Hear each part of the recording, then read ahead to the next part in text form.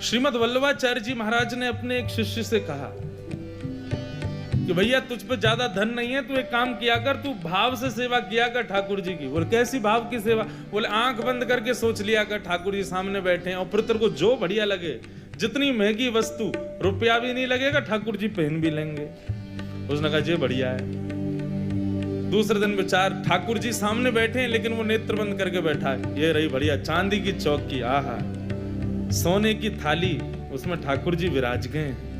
आहा, मैं बढ़िया अमृत लेके आया हूं, जल नहीं है नदियों का, अमृत लेके आया हूं ठाकुर जी को स्नान कराने।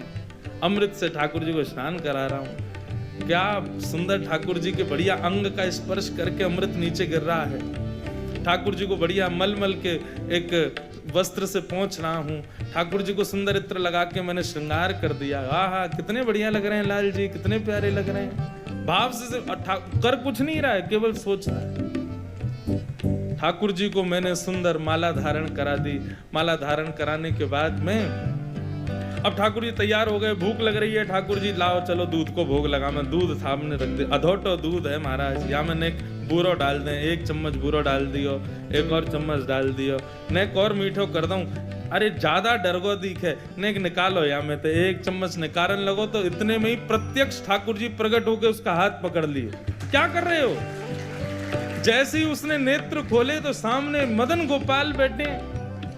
गोपाल जी जय हो, प्रणाम, आप मेरी भक्ति से प्रसन्न? बोले भक्ति से प्रसन्न नहीं हुए, तो ये बता तेरी सांची को बुरा लग रहा हो जो तू निकाल रहा है?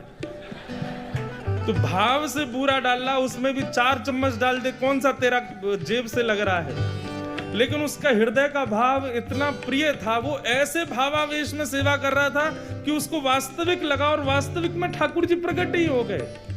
इसलिए भैया प्रत्यक्ष सेवा में जितनो है सके करो, तन की सेवा में जितनो है सके करो, बाकी की सेवा मन में ही कर ले करो।